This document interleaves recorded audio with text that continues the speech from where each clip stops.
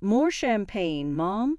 Julian asked, refilling my glass before I could respond.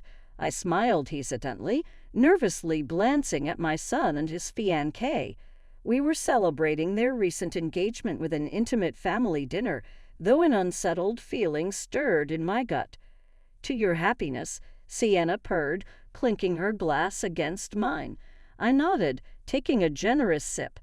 There's something we wanted to discuss with you tonight, Julian said, exchanging a sly glance with Sienna. We're planning a huge engagement party next month, only the best for our perfect union. I chuckled anxiously. How wonderful for you both, but those parties can get quite pricey, can't they?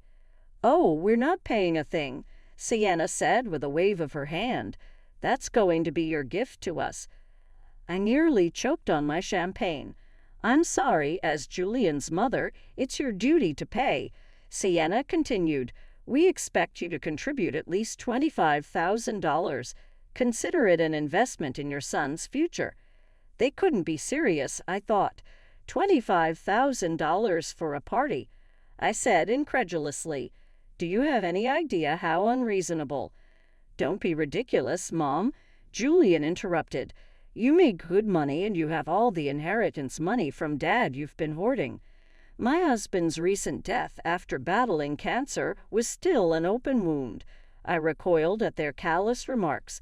That money is my nest egg for retirement, and paying these expenses without even consulting me first. Sienna rolled her eyes dramatically. Still harping on being consulted. Get over yourself already. You're the mother of the groom. This is what's expected. Shell out the cash and be grateful we're letting you contribute at all. You should feel honored we're even inviting you. Julian sneered. So write the damn check so we can start planning. I sat stunned, unable to comprehend their arrogance and disregard. I appealed once more to my son. Honey, be reasonable. You can have a lovely party without extravagant costs. Let's scale things back a bit. Julian slammed his fist on the table, rattling the glasses. I knew you would pull this cheapskate crap, he shouted. Some mother you are. Can't even support your only son. Hot tears sprang to my eyes as I took in their contemptuous glares. Perhaps I had spoiled my son rotten over the years, but I never imagined he could treat me with such cruelty and disrespect. I stood abruptly, disgusted by the two vipers lounging in my home. I think you should leave now, I said quietly. Sienna leaped up and gripped my shoulders with sharp red nails. Don't even try rejecting your duty, she growled, her perfumed breath assaulting my nostrils. You either pay out or you can kiss your relationship with Julian and any future grandchildren goodbye. I shook her off violently.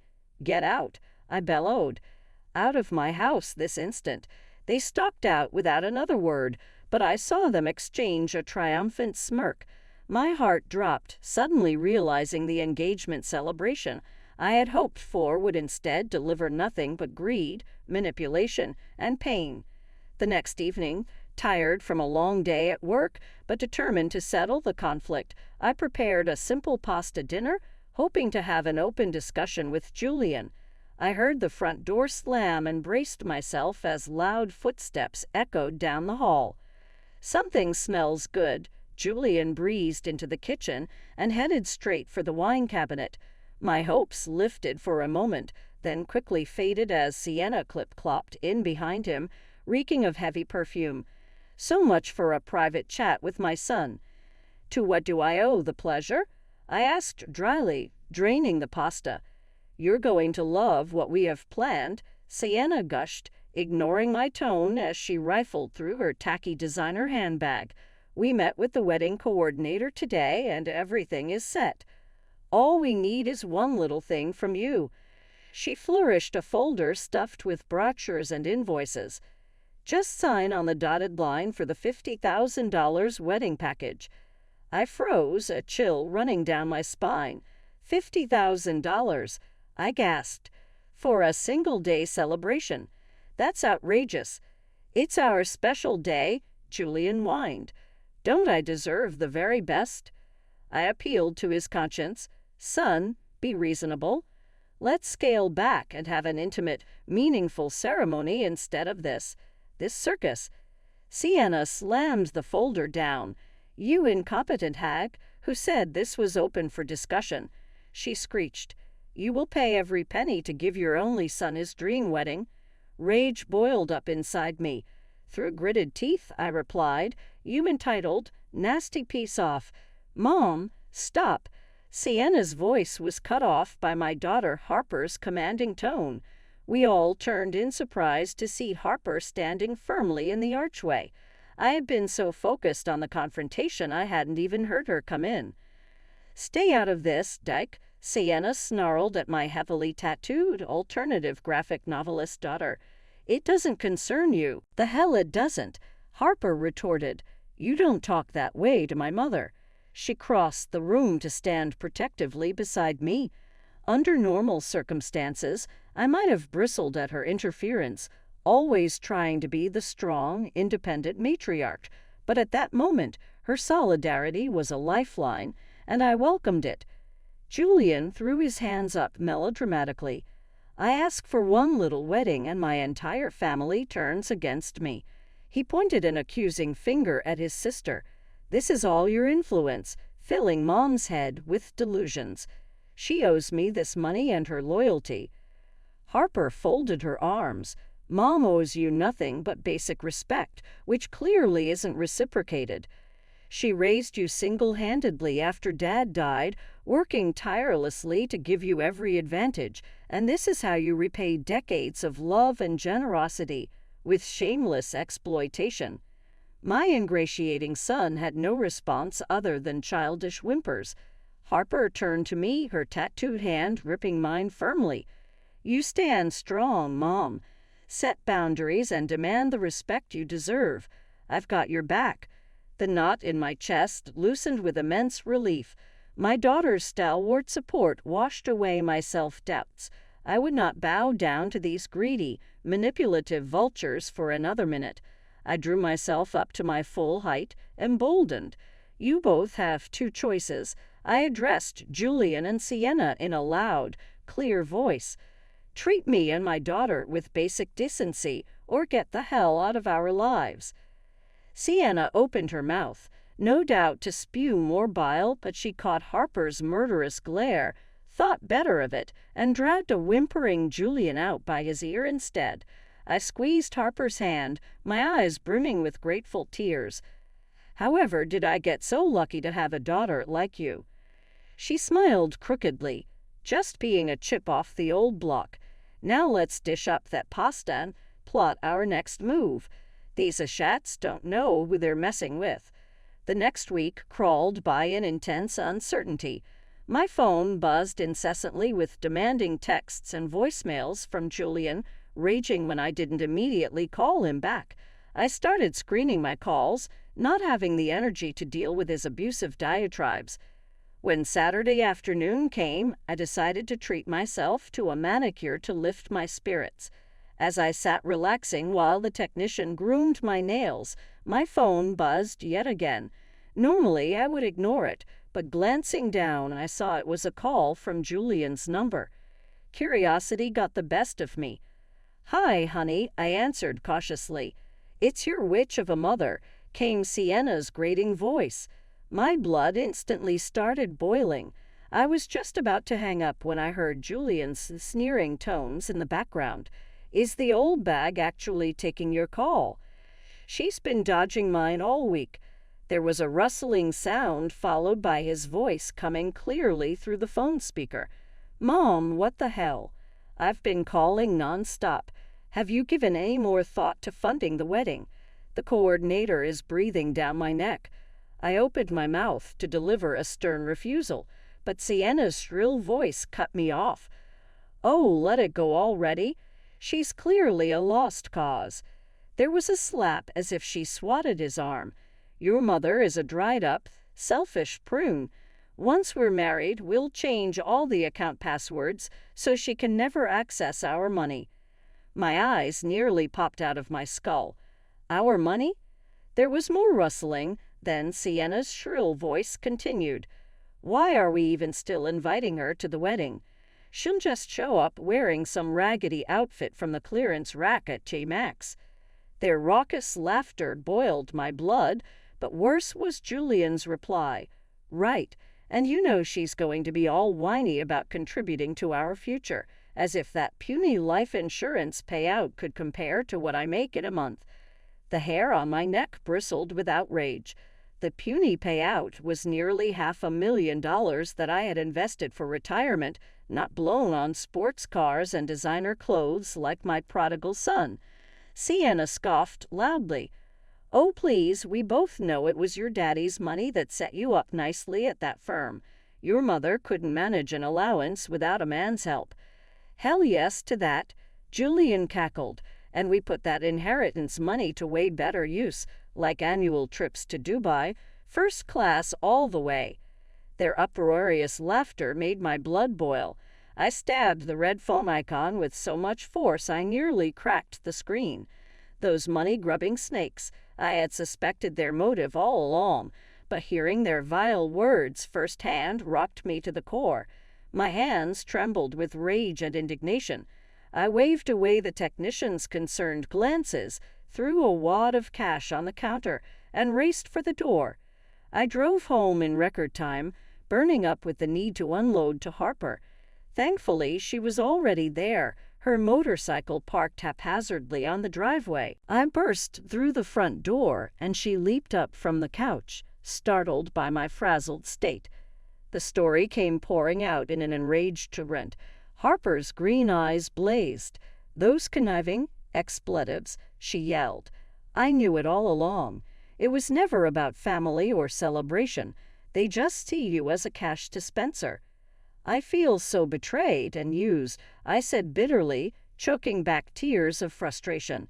My only son, how could he? Harper gripped my shoulders, her piercing gaze meeting mine. Mom, listen to me. We need to gather evidence and expose these cockroaches for who they really are.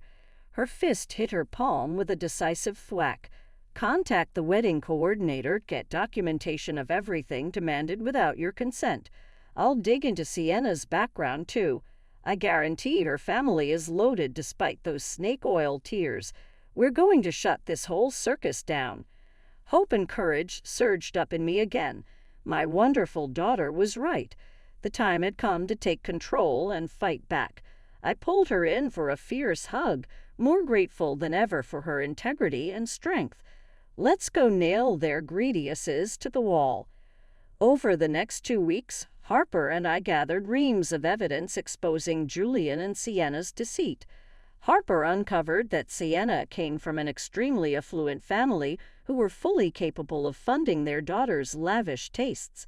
Get this? Her father owns a huge real estate investment firm, according to LinkedIn. He could easily foot the bill for this circus wedding.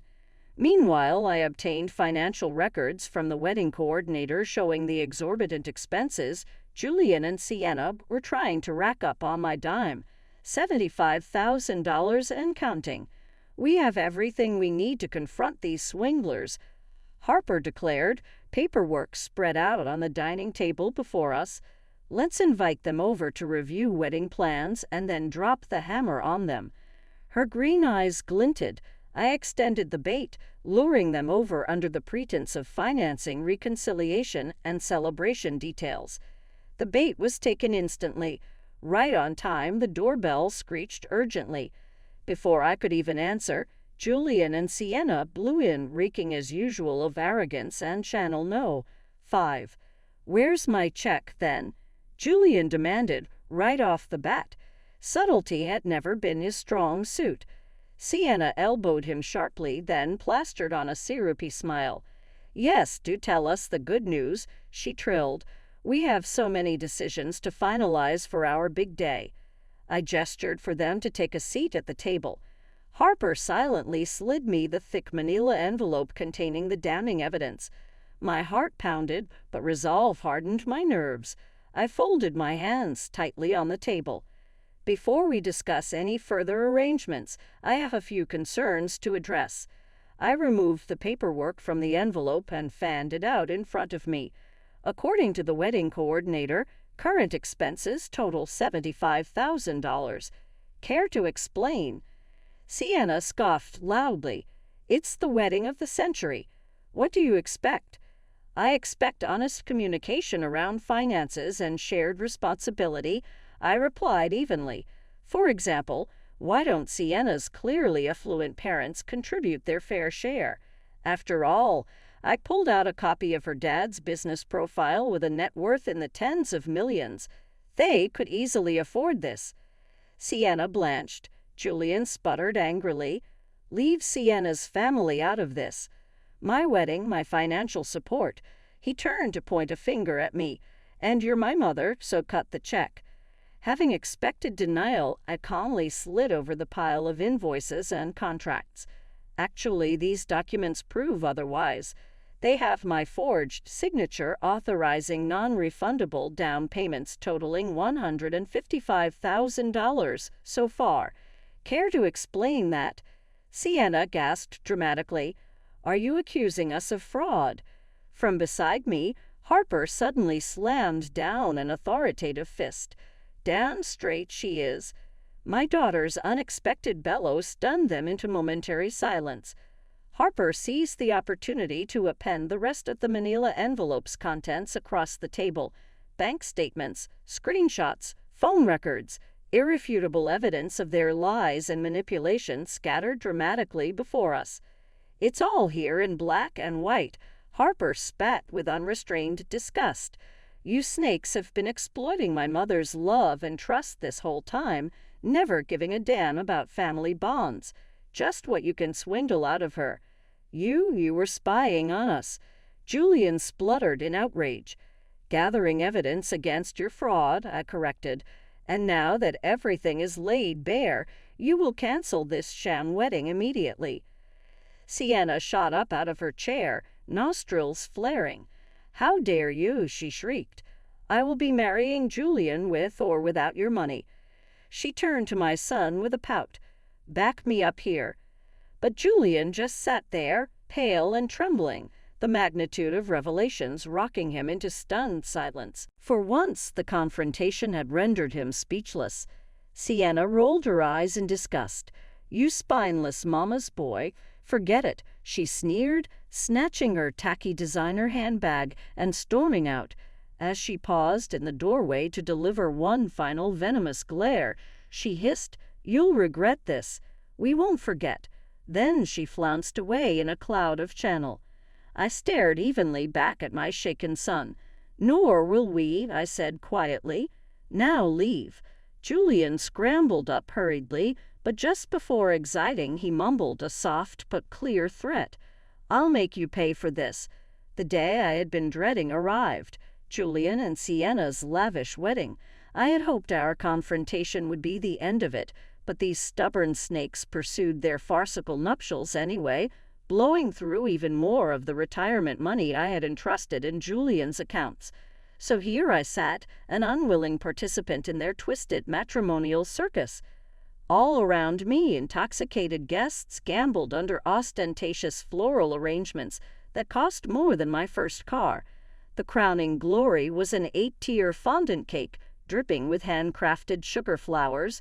Julian and Sienna's smug faces towered above it all in a massive golden frame. My daughter Harper slouched next to me, clad in ripped jeans and combat boots, her pixie-cut green hair clashing spectacularly with the pastel bridesmaid dresses. We silently watched the overblown spectacle unfold, barely concealing our disgust. Suddenly, the music transitioned to a bombastic wedding march. The crowd hushed in anticipation as Julian took his place under the altar's garish archway. My heart clenched. He looked so much like his father, tall and dashing in his tuxedo, beaming with charismatic charm. Not a trace remained of the petulant, greedy boy I had confronted just weeks prior. Radiant pride glowed from him as his bride floated down the aisle in a frothy designer gown I had no doubt charged to my credit card. Old memories and grief welled up. I had walked that same path over 30 years ago, naive and drunk on dreams of lifelong partnership and family, dreams that had soared all too quickly.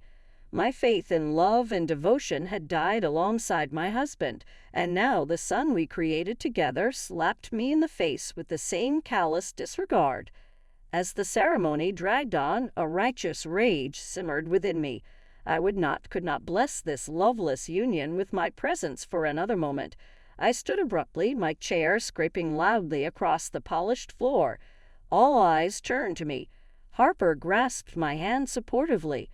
I cleared my throat, meeting Julian's alarmed gaze. I apologize, but I cannot stay silent about this travesty. My voice rang out loud and clear. Murmurs rippled through the stunned guests. Julian flushed crimson, shrinking under my bold stare.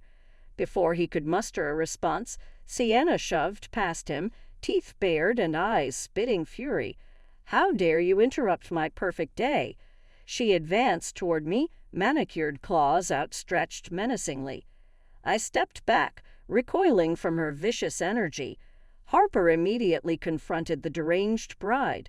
"Back off, expletive," my courageous daughter said, blocking Sienna's path and shielding me protectively. A hushed gasp echoed through the room. No one moved to intervene. Julian hung his head, refusing to meet my pleading gaze and offering no objection to his new wife's vitriol. My heart cracked. All illusions shattered forever. I no longer had a son. This greedy, spineless stranger before me would never again elicit my devotion or resources. I stepped around Harper to address the crowd. Let all bear witness to this hollow, pretentious sham of a matrimony. My voice rang out boldly. I hereby refuse any further enabling of these snakes and revoke all ties. The farce ends now. I turned sharply for the exit, my skirt swishing dramatically as I passed my shell-shocked son. I paused long enough to repeat the oft-hurled threat. "You'll regret this." Then I strode purposefully away without a backwards glance. Harper was right beside me, our shoes clacking a steady beat of solidarity as we emerged into the watery sunlight. The doors cut off Sienna's frenzied shrieks behind us. I took my first free breath in ages, relief washing over me as we climbed into Harper's waiting car. I patted my daughter's tattooed hand affectionately. "Thank you for standing by me in there," I said. She grinned crookedly. "Are you kidding? I've waited years for a chance to tell Sienna off."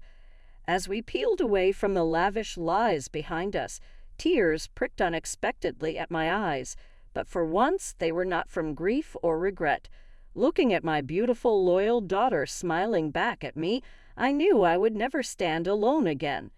In the months following the cursed wedding, I changed phone numbers, moved residences, and transferred my remaining assets, cutting off all contact from Julian and his venomous bride. I heard through the grapevine that they had indeed gone through with their honeymoon in Dubai, no doubt funded by what was left of my retirement savings. Let them gorge themselves on luxury, I thought bitterly. It's only a matter of time before reality catches up. Sure enough, merely a year later, Julian came begging. I returned home one evening to find Julian hunched on my doorstep, unshaven and reeking of stale cigarettes. So great was my shock that I froze momentarily, packages slipping from my slack grip. Julian's bloodshot eyes registered a flash of embarrassment, and he made a half-hearted attempt to help gather my things before mumbling, "Hey, Ma, can we talk?" I brushed past him silently to unlock my front door, gesturing him stiffly inside. He hovered awkwardly as I put away groceries with deliberate slowness, bracing myself before finally addressing him. "What do you want?" I asked bluntly. Julian cleared his throat. "I need your help, just temporarily," he added quickly, as if that lessened the audacity of his request. "I'm between jobs right now, and Sienna is pretty pissed that I can't cover her spending right now." "Absolutely not." My sharp refusal halted his rambling excuses. I crossed my arms, rage and satisfaction warring within me. "You made this bed. Lie in it." Julian gaped, unaccustomed to blunt denial from his doting mother. "Come on, Ma, I'm desperate here. Can't you just stop me a few grand?" He took a wheedling step forward. "I'll pay you back, I swear." I stood unmoving as granite before my prodigal son. "You had no intention of paying me back the first time you ransacked my accounts," I reminded him coldly. "What makes you think I'll trust your hollow promises now?" He flushed. "Look, I was wrong before, okay, but I'm still your son." I sliced the air with one quick hand. "You forfeited that privilege long ago. I have no son." I pointed one damning finger at his shocked face. "Now you reap what you've sown. Get out." He opened and closed his mouth pathetically, but no argument emerged in the face of my unrelenting disgust. Shoulders slumped, Julian scupped out the door and out of my life once more. About time the prodigal son got a taste of harsh reality. I quickly slammed the deadbolt before the wave of vindication swelling in my chest could morph into pity or regret. There could be no forgiveness for those who repeatedly bit the hand that fed them. Julian's wretched appearance proved karma now had him firmly in her jaws. The next I heard, his fancy tech startup had crashed and burned after less than a year. Apparently, my business connections had blacklisted the ungrateful leech. No investor would touch his dubious proposals with a 10-foot pole. Meanwhile, Sienna had fled back to Daddy's wallet after too many conjugal disputes over unpaid bills. Last I heard, she was divorcing my son and riding some octogenarian sugar daddy in Monaco. I toasted their misery with Harper over cocktails that night as we laughed at rumors of Julian working fast food jobs under an assumed name. I knew not one iota of guilt would ever haunt me for his suffering. Karma's expletive. Harper grinned, raising her martini glass. "Here's to many more years of her gnawing on those greedy bastards." I cheerfully clinked my glass to hers. No truer words have ever been spoken. Over the next year and a half, Harper's career skyrocketed. More high-profile clients clamored for her distinctive tattoo style and artistic graphic novels. She even secured an agent and a publishing deal for her provocative memoir, a brutal tell-all recounting our family saga that was generating buzz before it even hit shelves. Meanwhile, behind closed doors, Harper relied on my sharp business instincts to manage her quickly ballooning finances. At her behest, I leveraged decades of investment experience to establish trademarks, negotiate publishing rights, and maximize profits. I swelled with pride watching my daughter's passions flourish under my careful cultivation. Soon, Harper was regularly featured in edgy fashion magazines and sought-after graphic anthologies. She purchased a sleek downtown loft as her business space, proudly showcasing the extravagant views she had earned solely through her prodigious talents. To celebrate Harper's rapid rise, I decided to host an intimate gathering of key supporters and collaborators at her swanky new digs. The catered affair would mark her official arrival as an artistic visionary and independent woman of means. Harper greeted guests with an uncharacteristic nervous energy as I directed caterers to artfully arrange free-flowing champagne and delicate canapes. "You have nothing to worry about," I reassured my daughter as I straightened her smart blazer. "Just be your normal, captivating self. These people already adore you." Soon the loft overflowed with Harper's inner circle. Daring writers, leading publishers, edgy photographers, and even some A-list names from Harper's celebrity clientele made appearances to toast their favorite tattoo visionary. Pride swelled my chest to hear such powerful figures celebrating my exceptionally talented daughter. This was the launch party Julian could only ever fantasize about. 2 short years ago, my family's name had been tarnished by greedy failures. Now, through Harper's virtues, respect had not only been restored, but elevated to an artistic elite status. Late into the evening, I stepped onto the balcony beside Harper, gazing over the vibrant city lights. She squeezed my hand gently. "None of this would be possible without you, Mom. You believed in me when no one else did, invested in me, fought for me. I'll owe you forever." I wrapped one arm around her slim, leather-clad shoulders, champagne flute clutched elegantly in the other hand. Nonsense, my brave darling. Your soaring success stems solely from your vision and daring talents. I swept one arm across the glimmering skyline before us. All this you manifested wholly on your own. I merely facilitated the business deals so you could freely create. Harper grinned crookedly. Ah, yes, well, I clearly inherited your ruthless business savvy along with Dad's creative spirit. She playfully clinked her glass to mine. To the dynamic duo, may we always prevail over vipers and thieves. I laughed brightly, my heart swelling with maternal joy. My daughter and I had come through the crucible of greed and betrayal to now bask in self-made success. As the lively celebration carried on behind us, I silently offered one final toast upward to her beloved father. We had created a fine legacy after all, one sculpted purely from integrity, courage, and toil instead of entitlement or manipulation. That legacy now towered as a gleaming testament to morality for all the Julians of the world to gaze upon with envy for decades to come. Over the next 2 years, Harper's star continued to ascend in a brilliant, trailblazing trajectory. Meanwhile, I heard through mutual contacts that Julian languished in obscurity and mounting debt. His lavish lifestyle, sustained for a while on credit, had inevitably collapsed. The rare times Julian's name surfaced, it was tied to seedy gossip rags and drunken tabloid scandals, from Sienna's very public affair to Julian getting fired from a car dealership for defaulting on payments. Karma seemed intent on grinding my prodigal son into the dirt. I ignored the lurid headlines with a quiet sense of satisfaction, confident I would never lay eyes on him again. By now, I had retired from corporate leadership to focus on passion projects, indulging in artistic hobbies, volunteering with disadvantaged youth, and planning leisurely global adventures. I decided it was also time to downsize into a lower-maintenance home.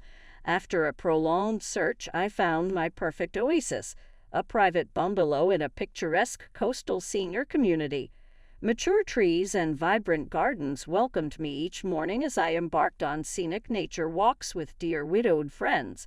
The idyllic setting and social kinship brought me a sense of peace I hadn't realized was missing. Meanwhile, Harper had also found her soul's counterpart, a brilliant software developer named Riley who adored her vibrant spirit. I instantly detected true partnership potential upon meeting Riley, and my instincts proved correct. Just months after moving in together, Harper excitedly presented me with news of their engagement. I whooped joyfully when she flashed the unique geometric ring Riley had custom designed. "My darling girl," I exclaimed through happy tears, "I'm thrilled you found someone deserving of your tremendous heart." The private garden wedding ceremony Harper described echoed my own intimate vision 3 decades prior. No showy fanfare, just profound, lifelong commitment embraced by a cherished community. I clasped Harper's hand, overcome with emotion at how perfectly she was manifesting her father's and my unrealized dreams. Later, during wedding planning over tea and biscuits, Harper hesitated before broaching a topic I knew she would. "Mom, about inviting Julian." I waved one hand briskly. "Let's not sully your special day by entertaining that notion." Harper bit her lip. "I just can't help but pity him, you know. He's clearly a miserable screw-up, but still family-aided if he doesn't deserve it. I wonder if including him would be the right thing." She trailed off uncertainly. Recognizing my daughter's enduring compassion, even for those who least warranted it, I patted her hand reassuringly. "You needn't ever compromise your kind principles. If some small mercy for Julian eases your mind, I can tolerate his presence just this once." Harper exhaled in relief and squeezed my hand gratefully. "You're the best, Mom. I knew you'd understand." The sentimental moment was sharply interrupted by my ringing cell phone. Glancing down, I was stunned to see Julian's name flash across the screen. Months had passed since his last desperate, drunken voicemail pleading for money. Face grim, I silenced the call. "Speak of the devil," I remarked wryly. Harper shook her head. He never stops trying to worm his way back in. But don't worry, Mom, after the wedding, you'll never have to deal with his garbage again. I smiled gently at my daughter's protective tone. She was right. The time had long passed for me to entertain Julian's self-pitying overtures. I now had all I ever needed right here in my tranquil life, surrounded by those whose souls nurtured mine. No redirects from a toxic past could ever breach that blessing. I patted Harper's hand resolutely. Onwards and upwards, my dear. Now, tell me more about the lovely flower arrangements you envisioned.